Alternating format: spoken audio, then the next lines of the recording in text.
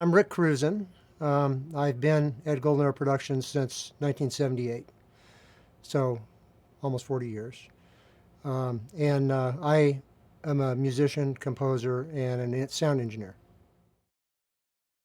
In late 1985, Ron Miscavige came to the base here as a musician.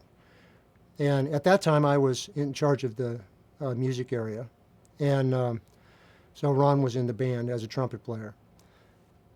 He was a very brash, loud, pretty obnoxious person. He does have a con man side to him, which is smooth and the silver tongue type of thing, which he uses to get his way.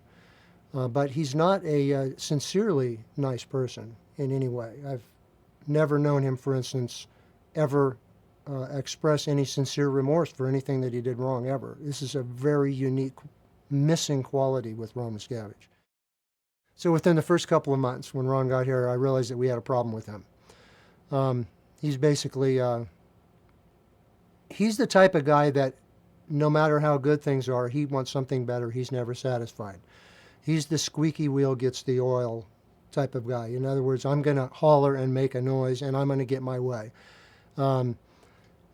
Everybody is taking Saturdays off. That's not good enough for me. I want Saturday and Sunday off, at least half a day on Sunday. I want this, I want that, I want.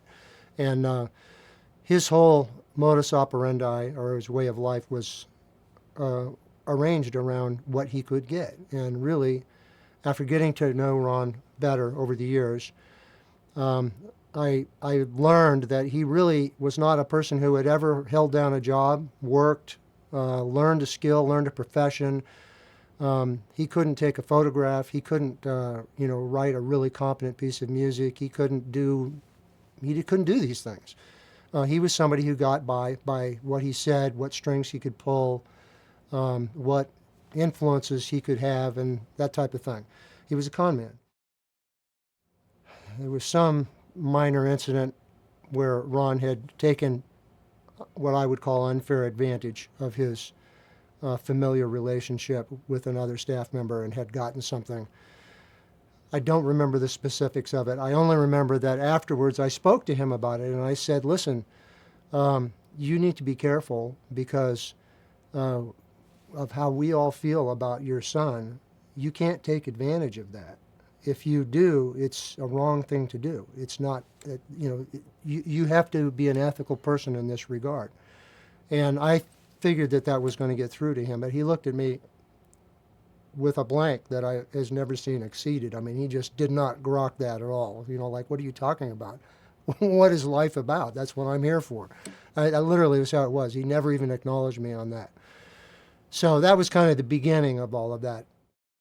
What I have experienced of the relationship between Ron and his son David was a good friendship, a lot of camaraderie, a lot of warmth, particularly coming from Mr. David Miscavige. He was a very caring son. I mean, if I were a father, I would be beaming with pride to have a son like that, and very tickled with the way that he always remembered special occasions, anniversaries, his birthday, that type of thing, with really nice gifts, very appropriate, thoughtful gifts, not just something that, you spend a few extra dollars to make it look good. He's the type of thing where you could tell he really thought, what's he going to really get something out of and enjoy, and he would go the extra mile to get that type of thing.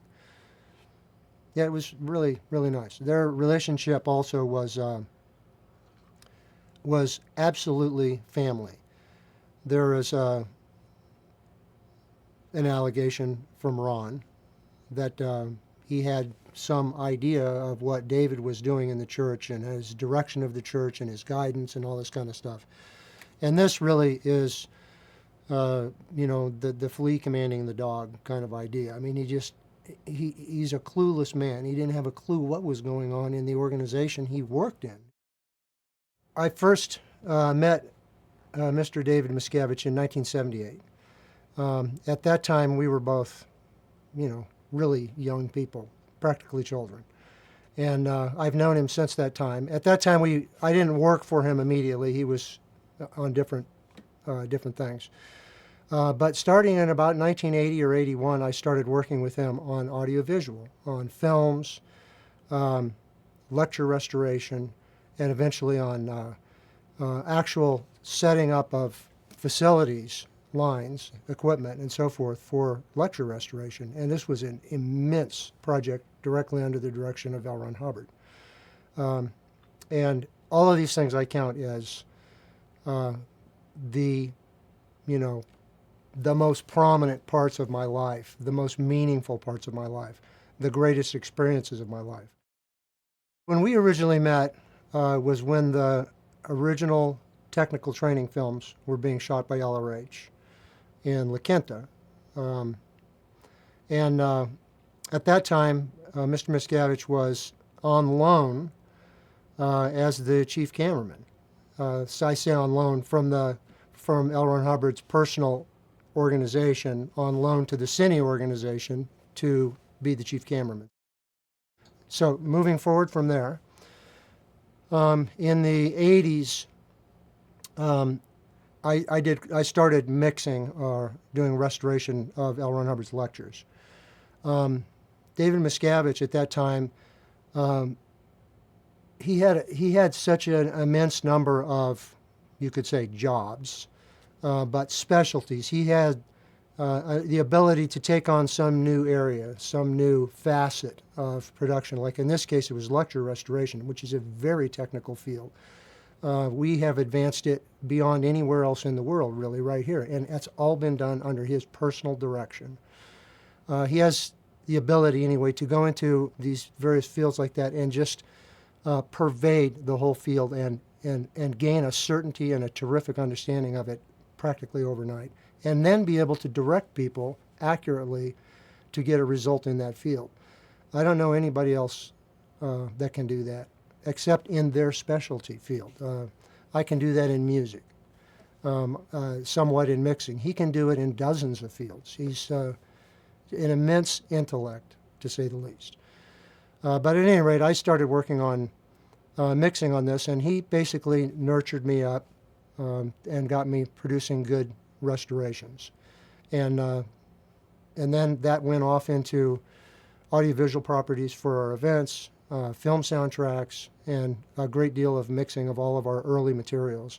That was all under his wing, under his direction, and a really rewarding experience, and was a lot of the initial dissemination that really got the Church of Scientology into the mainstream and really growing and getting strong and getting lots of support from its membership, all under his direction. Everything that he works on, the outcome is always lasting, always beneficial, always broadly helpful. Nothing that he does ever benefits just a small slice of life. It benefits people personally. It benefits their families. It benefits the group as a whole. It benefits everyone very broadly.